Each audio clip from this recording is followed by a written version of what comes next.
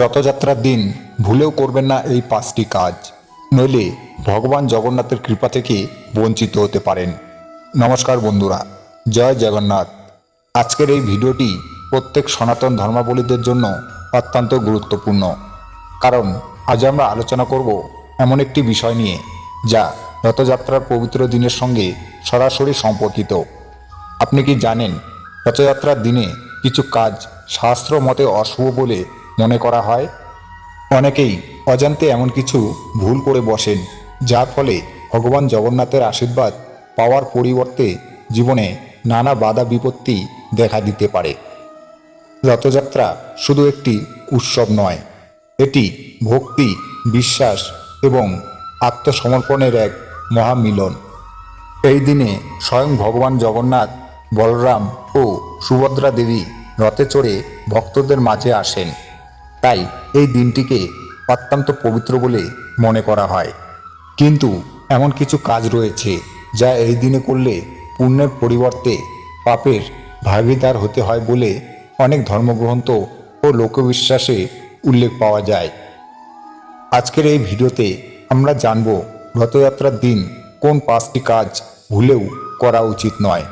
ভিডিওটি শেষ পর্যন্ত দেখুন, কারণ শেষের নিষেধাজ্ঞাটি এমন একটি বিষয় যা অধিকাংশ মানুষ না জেনেই করে থাকেন। তাহলে চলুন শুরু করা যাক। 1 নম্বর কাজ, কাউকে অপমান বা কষ্ট দেওয়া। বন্ধুরা, রথযাত্রার দিন ভগবান জগন্নাথ সকলের ঘরে ঘরে কৃপা বর্ষণ করতে বের হন। এই দিনে যদি আপনি কাউকে অপমান করেন, কটু কথা বলেন, ঝগড়া করেন বা কারো মনে কষ্ট দেন, তাহলে সেই আচরণ ভগবানের অপছন্দের কারণ হতে পারে। মনে রাখবেন, ভগবান মন্দিরে যেমন থাকেন, তেমনি মানুষের হৃদয়েও বাস করেন। যে ব্যক্তি অন্যকে কষ্ট দেয়, সে আসলে ঈশ্বরকেই কষ্ট দেয়। বিশেষ করে বাবা মাকে অসম্মান করা, গুরুজনদের সঙ্গে খারাপ ব্যবহার করা, গরিব মানুষকে অপমান করা, স্বামী বা স্ত্রীর সঙ্গে ঝগড়া করা, এসব থেকে এই দিনে অবশ্যই বিরত থাকতে হবে। বরং চেষ্টা করুন কাউকে সাহায্য করতে, একটি ভালো কথা বলতে, কারো মুখে হাসি ফোটাতে। এতে ভগবান জগন্নাথ অত্যন্ত সন্তুষ্ট হন বলে বিশ্বাস করা হয়। 2 নম্বর কাজ, মদ, মাংস ও কাশ্মীর খাদ্য গ্রহণ। রথযাত্রা একটি পবিত্র বৈষ্ণব উৎসব। এই দিনে শরীর ও মনকে পবিত্র রাখা অত্যন্ত জরুরি।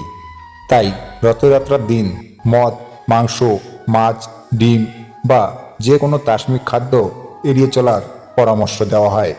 শাস্ত্রে বলা হয়েছে, যেমন খাদ্য তেমন মন। তাসমিক খাদ্য মানুষের মধ্যে রাগ, ক্রোধ, হিংসা এবং নেতিবাচক চিন্তার জন্ম দেয়। অন্যদিকে সাত্ত্বিক আহার মনকে শান্ত ও পবিত্র রাখে। এই দিনে ভগবান জগন্নাথের প্রসাদ গ্রহণ করা অত্যন্ত শুভ বলে মনে করা হয়। পুরীর মহাপ্রসাদের মাহাত্ম্য তো সারা বিশ্বের ভক্তদের কাছেই সুপরিচিতি। তাই রথযাত্রার দিনে যতটা সম্ভব নিরামিষ ও পবিত্র আহার গ্রহণ করুন। 3 নম্বর কাজ, রথ বা ভগবানের দর্শনকে অবহেলা করা। বন্ধুরা, রথযাত্রার দিনে রথ দর্শনের বিশেষ মাহাত্ম্য রয়েছে। অনেকের বিশ্বাস, এই দিনে একবার ভগবান জগন্নাথের দর্শন করলে বহু জন্মের পাপ ক্ষয় হয়। তাই যদি সুযোগ থাকে, রথ দর্শন করুন। রথের দড়ি টানার সুযোগ পেলে ভক্তি ভরে অংশগ্রহণ করুন, কিন্তু কখনোই রথকে শুধুমাত্র নিবেদনের বিষয় হিসাবে দেখবেন না। আজকাল অনেকেই ছবি তোলা, ভিডিও বানানো বা সোশ্যাল মিডিয়ার পোস্ট করার জন্য রথযাত্রায় যান, কিন্তু ভক্তির পরিবর্তে যদি শুধুই প্রদর্শন থাকে, তাহলে উৎসবের প্রকৃত উদ্দেশ্য নষ্ট হয়ে যায়। রথযাত্রার মূল শিক্ষা হল ভক্তি, নম্রতা ও ঈশ্বরের প্রতি আত্মসমর্পণ। 4 নম্বর কাজ, মিথ্যা বলা ও প্রতারণা করা।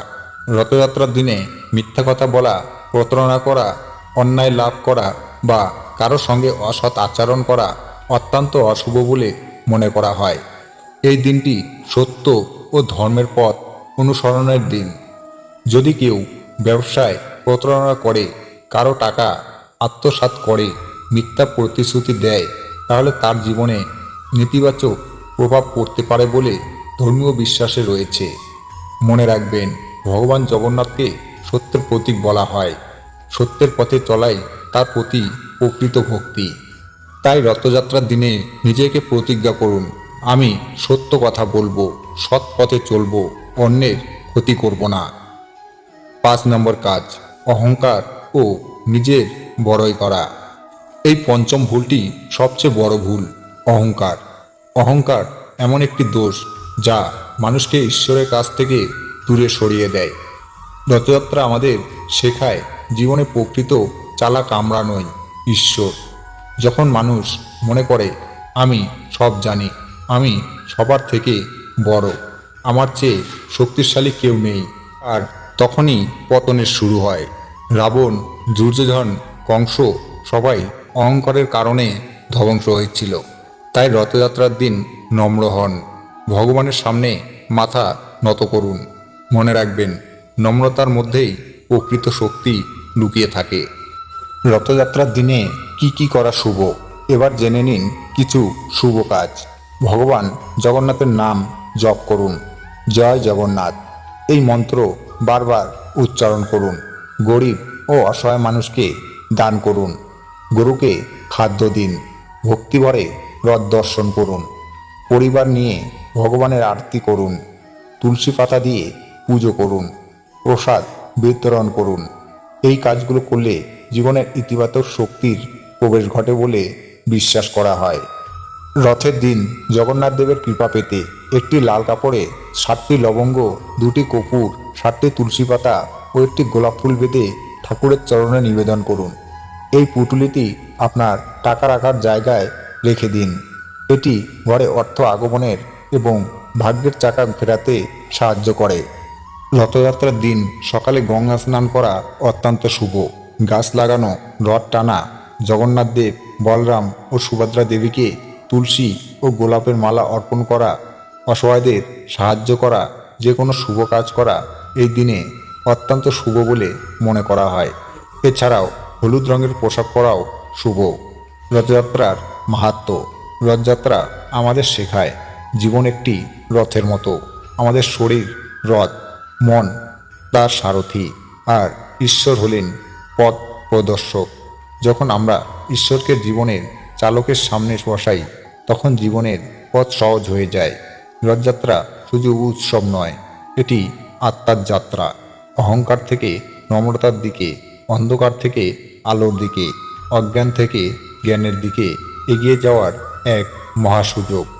আপনি যদি ভগবান জগন্নাথ দেবের কৃপা পেতে চান, তাহলে এই বিষয়গুলো অবশ্যই মনে রাখুন। কমেন্টে লিখুন জয় জগন্নাথ, এবং ভিডিওটি ভালো লাগলে লাইক, কমেন্ট ও শেয়ার করতে ভুলবেন না।